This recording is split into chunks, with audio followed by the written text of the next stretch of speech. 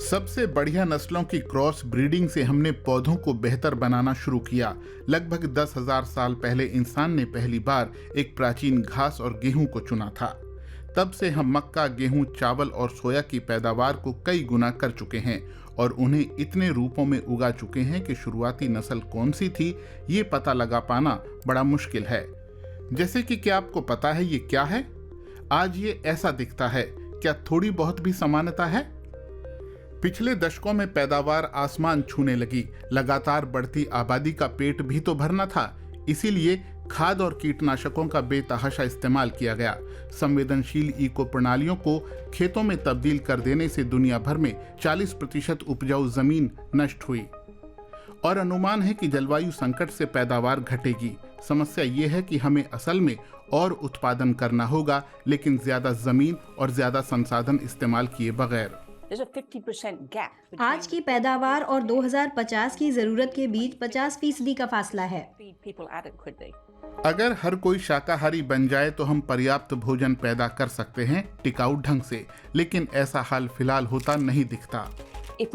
अगर हम मौजूदा पैदावार दर से ही खुश होते रहे कि ओहो ये तो शानदार है, अपनी पीठ थपथपाएं और आगे बढ़ चलें, तो उन जरूरतों को पूरा करने का एक ही तरीका बचता है कि खेती का दायरा बढ़ाया जाए। इसका मतलब होगा कि बाकी बचे प्राकृतिक इकोसिस्टम को हमेशा के लिए अलविदा कहना।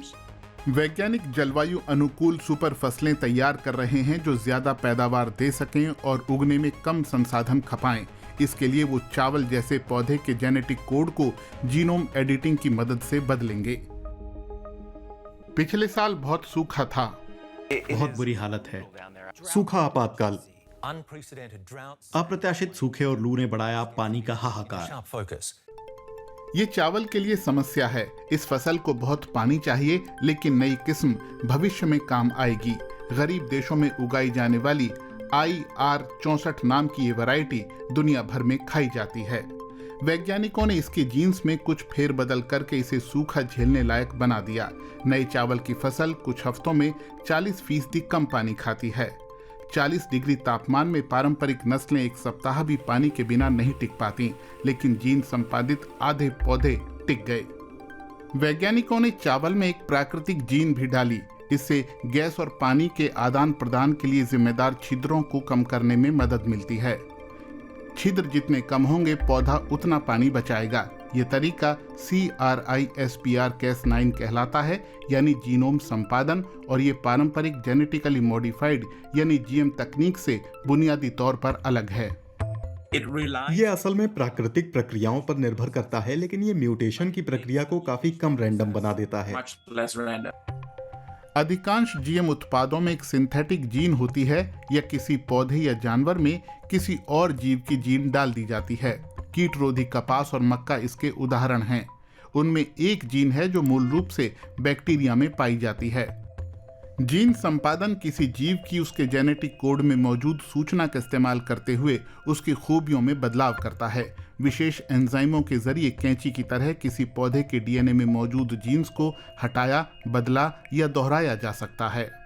कई दर्जन पीढ़ियां खपाकर आपके पास क्रॉसिंग से मिली सिर्फ यही एक जीन उपलब्ध होगी, और अक्सर ये उतनी टिकाऊ भी नहीं होगी। उसमें बहुत ज्यादा समय लगेगा। इसीलिए जीनोम एडिटिंग वाकई बहुत शक्तिशाली है, क्योंकि आप एक अकेली जीन में ये कर सकते हैं, उसे बदल सकते हैं। मनचाही खासियत के साथ पौधे की क्रॉस ब्रीडिंग में 7 से 15 साल लग जाते हैं। जीन संपादन से सिर्फ 2 महीने लगते हैं और कुछ साल टेस्टिंग में जाते हैं। जीन एडिटिंग रिसर्च में तेजी आई है। 2011 में सिर्फ 2 पेटेंट फाइल हुए, लेकिन 2019 में निजी कंपनियों और सार्वजनिक शोधकर्ताओं की ओर से करीब 2000 पेटेंट आए। अमेरिका, चीन और बहुराष्ट्रीय कंपनियां इस तकनीक में भारी निवेश कर रही हैं। इस दशक के अंत तक ये अरबों डॉलर का बाजार बन जाएगा।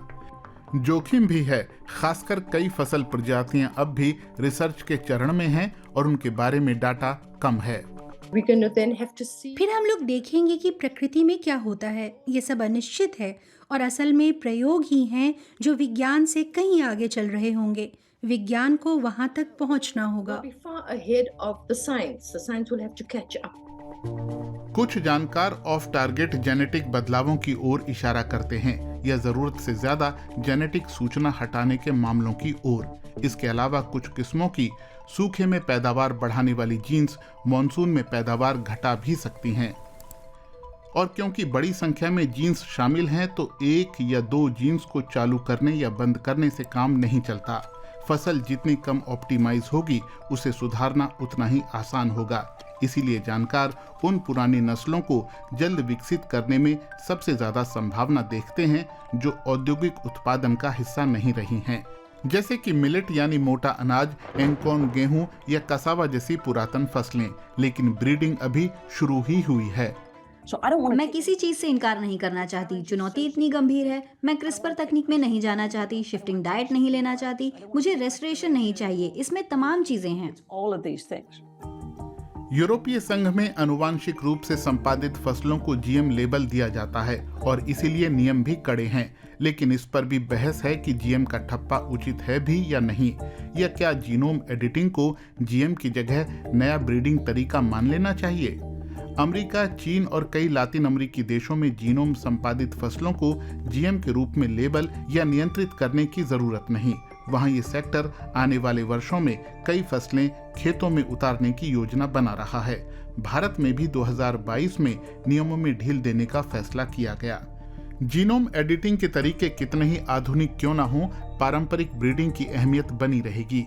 वैसे दोनों से ही इकोसिस्टम पर बोझ तो पड़ेगा, लेकिन भविष्य में शायद खाद्य अंतर कम हो सके।